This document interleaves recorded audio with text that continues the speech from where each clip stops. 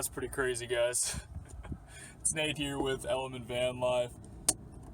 Today is the 4th of July. Apparently it is the busiest day, busiest beach day in San Diego.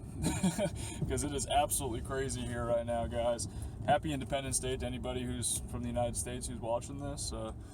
It is pretty crazy though. We got so many people everywhere.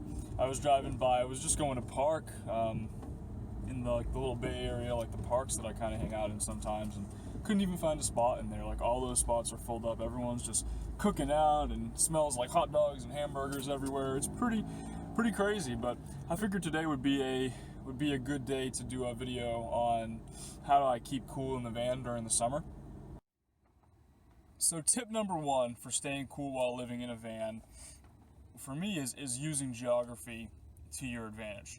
The fact that a van or RV or whatever it is, a mobile dwelling, is on wheels is a really good advantage to use when trying to stay cool.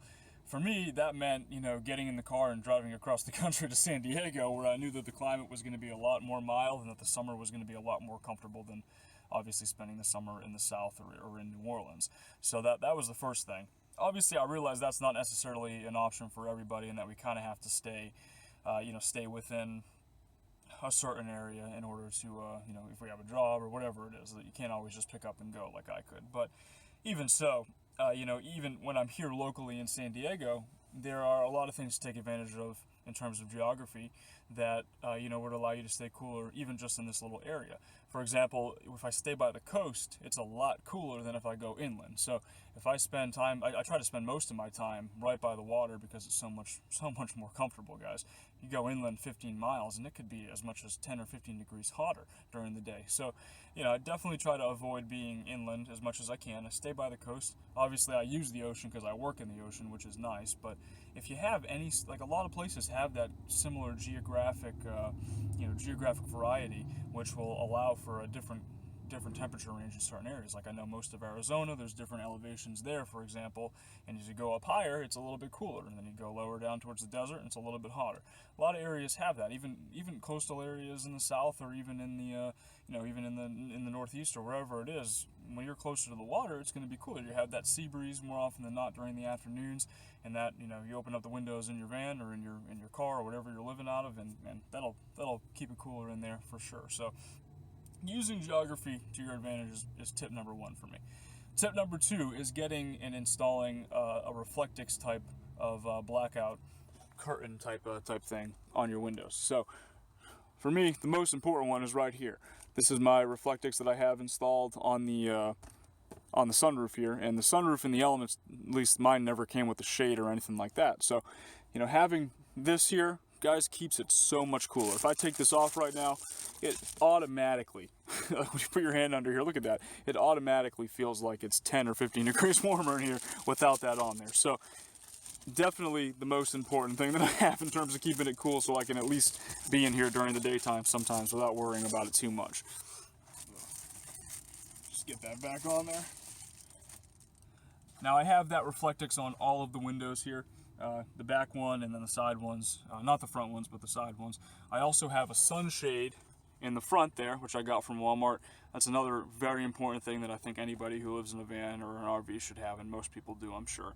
But that definitely keeps it a lot cooler as well. I keep that up there when I'm in the car, when I'm not in the car. It doesn't really matter. It keeps it cooler so that whenever I come back to the car, it's a little bit cooler. And then also, it helps for privacy and keeping folks from looking inside and seeing that I have all my stuff in here and all that. So that's a great investment. That was like $10. Really, really great. The Reflectix was super easy to make too, guys. I think it cost me like 20 bucks. I put I bought like a black sheet and just taped it to the other side so it didn't look like there was like a silver Reflectix in the windows from the outside. But, overall, cheap, easy to do, and definitely helps keep it cooler in here, especially the sunroof one. My number 3 tip for staying cool in the van relates to, what it's like at night. So a lot of the time, if I'm in here at night, or even during the day, if I have to hang out in here, I use this 12-volt fan that I bought, which is one of the most amazing things that I have. Really cheap, guys. I think it was like $20. I got it from either Academy Sports or Walmart, but you can find them online. You can find them everywhere. O2 Cool. It's a 12-volt fan. It just runs right on my 12-volt system there, and this thing plugs right in. It uses like 0.5 amps, maybe like somewhere between 0.5 and an amp, or half an amp and an amp. So pretty useful, guys, and definitely helps keep it cool. At nighttime, when I have the bed extended out right here, I'll hook it up right there, and it'll blow up right there on me, and it's perfect. It keeps it nice and cool, very comfortable. A really great thing to have. Also, at nighttime when I'm looking for a spot to park, the Element does have a working AC unit, fortunately for now, so that's really nice to use as well. So I'll say when I'm driving around looking for a spot to park, sometimes that takes me 5 or 10 minutes, so I'll run the AC nice and high and get it really cool in here while I'm doing that. And I'll even leave it on while I'm setting up. So when I put my blackout curtains in the windows up front, I'll keep it running for a few minutes. I'll maybe even keep it running while I set up the bed, and then I'll turn it off. Obviously, I won't leave the car on overnight while I'm sleeping or anything like that, but it will. I mean, even 20 minutes with that AC unit running, guys, will keep things cool. With the Reflectix in the window, that helps to insulate it a little bit more, and it'll keep things really comfortable in here, at least for the 20 or 30 minutes that it takes me to fall asleep. And then once I'm asleep with that fan on me, and it's nice white noise, I'm not going to be waking up more than likely. So barring someone knocking on the window or something like that, but it's great. So that's another thing that I'll do, is keep that AC running at nighttime, when I'm setting up, just for the 20 minutes or so that it takes to find a spot and set up and everything, and that'll help keep things cool on hot nights. I don't do that every night, but when it gets hot out, I'll definitely do that every once in a while. My fourth tip for staying cool in the van just relates to not being in the van during the daytime, like I'm doing right now, but I'm just doing it to shoot the video here. When you're in the van during the daytime, it's pretty tough to stay cool. I mean, there's so many great places that have air conditioning here, and in most places you have public libraries, you have Starbucks, you have all these coffee shops that you could go hang out at for a few hours right during the peak of the day, and it'll keep you from getting too hot in your van, obviously. So that's a good thing to avoid. Obviously, when you're in here, you get sweaty, it gets hot, and it's not good. It's uncomfortable. So I do avoid it. And for me, I know a lot of folks will say, "Oh, just park in the shade," but for me, I really can't park in the shade because I have a 100-watt solar panel on my roof, and I need that solar panel to charge up my battery so that my fridge can run at all times overnight and not have any issues. So I have to park in direct sunlight almost always. I rarely will park under a tree. Unless I have to for some reason, but I'll even, when I'm looking for spots like before work and stuff, I'll even park in direct sunlight. I'll go out of the way to find a spot in direct sunlight to make sure that my battery gets fully charged. So that's another thing, though.